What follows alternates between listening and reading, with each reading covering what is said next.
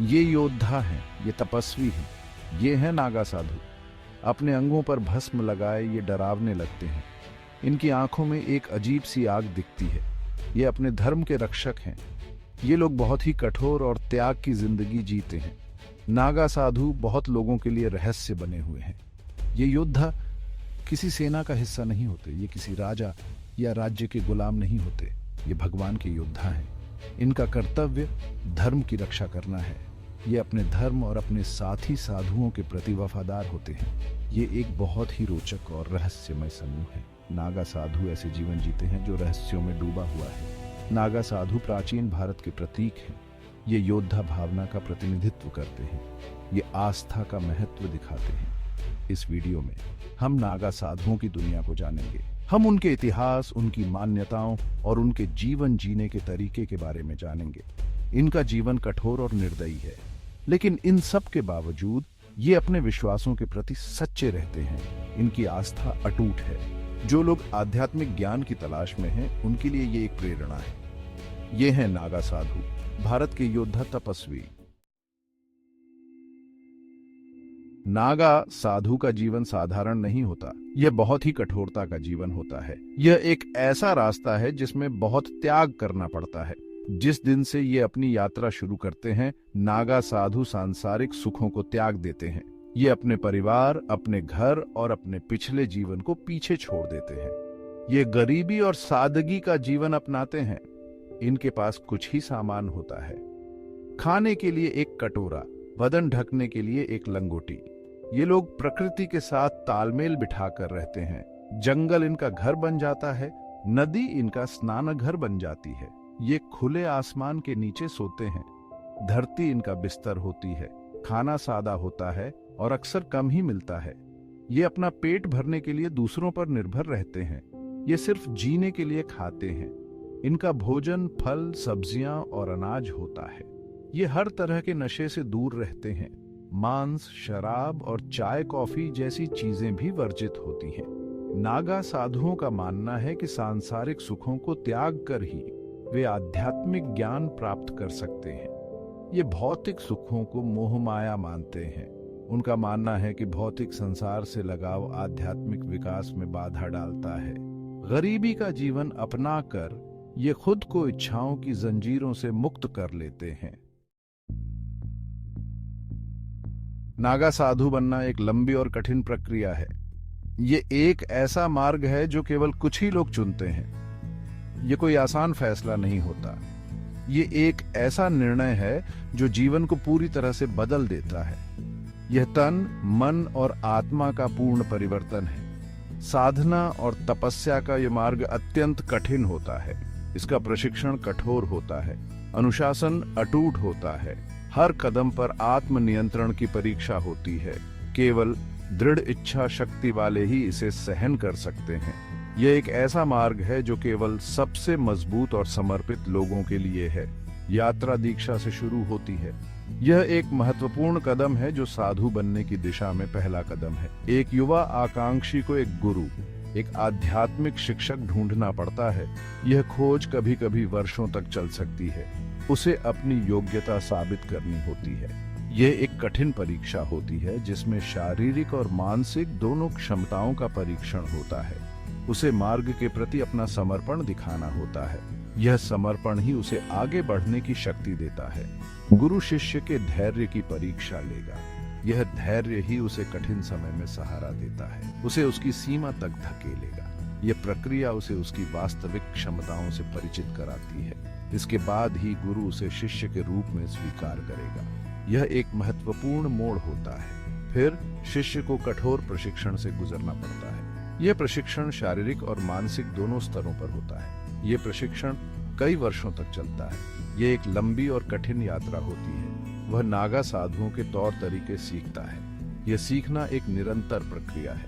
वह शास्त्रों और प्राचीन ग्रंथों में महारत हासिल करता है। यह ज्ञान उसे आध्यात्मिक मार्ग पर आगे बढ़ने में मदद करता है। वह योग और ध्यान का अभ्यास करता है। यह अभ्यास उसे मानसिक शांति और स्थिरता प्रदान करता है। वह अपने शरीर और अपने मन को नियंत्रित करना सीखता है।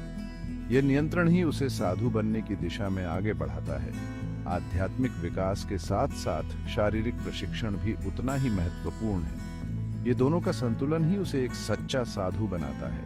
नागा साधु योद्धा होते हैं। वे केवल आध्यात्मिक ही नहीं बल्कि शारीरिक रूप से भी मजबूत होते हैं। उन्हें युद्ध में मजबूत और कुशल होना चाहिए। ये कौशल उन्हें आत्मरक्षा और दूसरों की रक्षा करने में मदद करता है। वे पारंपरिक हथियारों से लड़ना सीखते हैं। ये प्रशिक्षण उन्हें युद्ध कला में निपुण बनाता है। वे मार्शल आर्ट का अभ्यास करते हैं। यह अभ्यास उन्हें शारीरिक और मानसिक रूप से मजबूत बनाता है। वे तलवार और त्रिशूल के उस्ताद बन जाते हैं। ये कौशल उन्हें एक सच्चा योद्धा बनाता है। उनका अनुशासन अद्भुत होता है। यह अनुशासन ही उन्हें कठिन परिस्थितियों में भी स्थिर रखता है। वे अत्यधिक तापमान सहन करते हैं। यह सहनशीलता ही उन्हें एक सच्चा साधु बनाती है। वे दर्द और तकलीफ सहते हैं। यह सहनशीलता उन्हें मानसिक और शारीरिक रूप से मजबूत बनाती है। वे खुद को मानवीय सहनशीलता की सीमा तक धकेल देते हैं। यह प्रक्रिया उन्हें अविश्वसनीय शक्ति प्रदान करती है। इस कठोर प्रशिक्षण के माध्यम से वे अविश्वसनीय शक्ति विकसित करते हैं। यह शक्ति ही उन्हें एक सच्चा योद्धा बनाती है। वे अटूट ध्यान केंद्रित करते हैं। यह ध्यान ही उन्हें कठिन परिस्थितियों में भी स्थिर रखता है। वे नागा साधु के नाम से जाने जाने वाले योद्धा तपस्वी बन जाते हैं। यह परिवर्तन ही उन्हें एक सच्चा साधु बनाता है। भाग 4। आस्था के रक्षक नागा साधुओं का सैन्य इतिहास। नागा साधु सिर्फ तपस्वी नहीं हैं, वे निडर योद्धा भी हैं जो अपने धर्म और संस्कृति की रक्षा के लिए सदैव तत्पर रहते हैं। वे निडर योद्धा भी हैं। उनकी बहादुरी और साहस की कहानियां सदियों से लोगों के दिलों में बसी हुई हैं। उनका एक लंबा और गौरवशाली सैन्य इतिहास रहा है। इस इतिहास में कई महत्वपूर्ण युद्ध और संघर्ष शामिल हैं जिनमें उन्होंने अपनी वीरता का प्रदर्शन किया। वे कई लड़ाइयां लड़े हैं। इन लड़ाइयों में उन्होंने अपने अद्वितीय युद्ध कौशल और रणनीति का परिचय दिया। उन्होंने आक्रमणकारियों और हमलावरों के खिलाफ अपने धर्म की रक्षा की है। चाहे वह विदेशी आक्रमण हो या आंतरिक विद्रोह, नागा साधु हमेशा अग्रिम पंक्ति में रहे हैं। हिंदू धर्म की रक्षा में नागा साधुओं ने महत्वपूर्ण भूमिका निभाई है। उनके योगदान के बिना शायद हिंदू धर्म की स्थिति आज जैसी नहीं होती। मंदिरों और तीर्थ स्थलों की सुरक्षा में उनका बहुत योगदान रहा है। वे इन पवित्र स्थलों की रक्षा के लिए अपने प्राणों की आहुति देने से भी नहीं चूकते। संघर्ष के समय उन्हें अक्सर अपनी भूमि और अपने लोगों की रक्षा के लिए बुलाया जाता था। वे निडर योद्धा थे जो किसी भी चुनौती का सामना करने के लिए तैयार रहते थे। वे युद्ध में अपनी क्रूरता के लिए जाने जाते थे। उनकी युद्ध शैली और रणनीति ने उन्हें अद्वितीय बना दिया। वे एक ऐसे जोश के साथ लड़े जो अद्वितीय था। उनका उत्साह और समर्पण उन्हें अन्य योद्धाओं से अलग करता था। उनके दुश्मन उनसे डरते थे। उनकी उपस्थिति ही दुश्मनों के दिलों में भय पैदा कर देती थी। उनके साथ ही उनका सम्मान करते थे।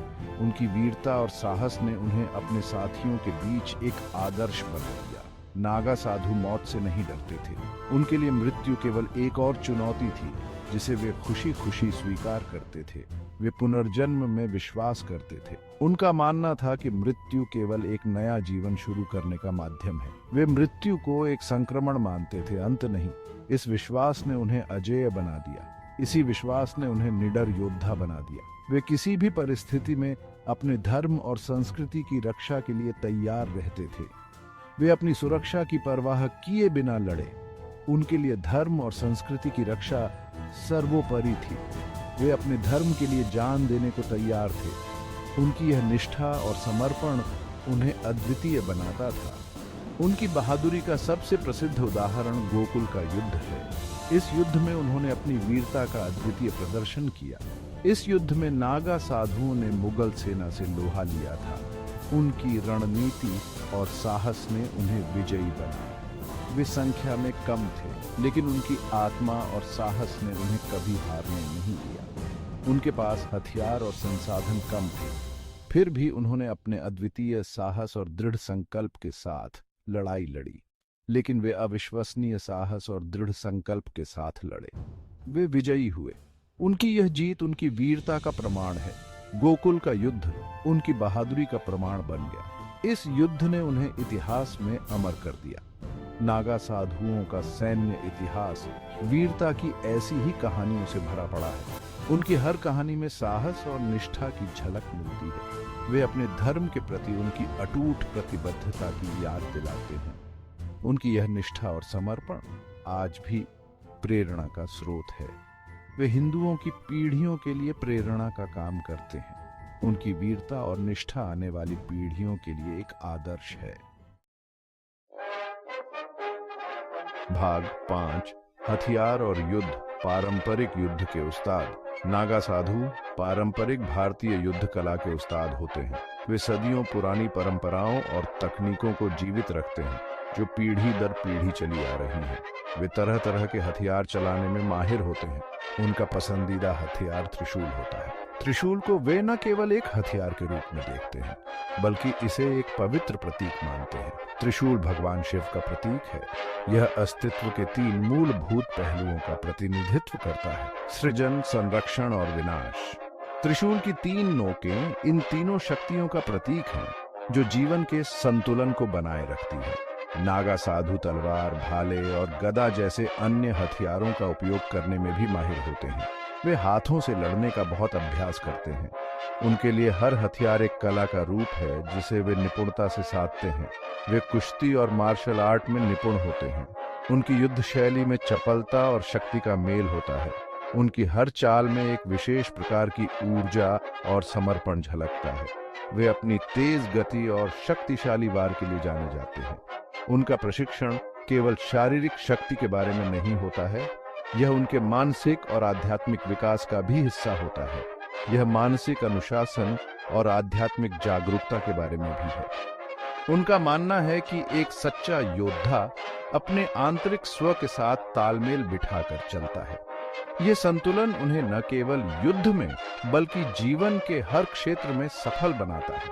यही संतुलन उन्हें युद्ध में अपनी ऊर्जा को प्रभावी ढंग से इस्तेमाल करने की अनुमति देता है। नागा साधु हिंसा को हर समस्या का हल नहीं मानते हैं। वे अपनी ऊर्जा को सही दिशा में चैनलाइज करना जानते हैं। वे शांति और अहिंसा में विश्वास करते हैं। हालांकि उनका यह भी मानना है कि धर्म अर्थात जीवन जीने के सही तरीके की रक्षा के लिए कभी-कभी हिंसा आवश्यक होती है। यह उनका दृढ़ विश्वास है कि धर्म की रक्षा के लिए वे किसी भी हद तक जा सकते हैं। वे जिस चीज में विश्वास करते हैं उसके लिए लड़ने और मरने को तैयार हैं। वे अपने धर्म के रक्षक हैं। उनके लिए धर्म केवल एक विश्वास नहीं बल्कि जीवन जीने का एक तरीका है। उनके हथियार उनकी ताकत और उनके विश्वासों के प्रति उनकी अटूट प्रतिबद्धता का प्रतीक है। ये हथियार उनके साहस, समर्पण और दृढ़ निश्चय का प्रतीक है जो उन्हें एक सच्चा योद्धा बनाते हैं।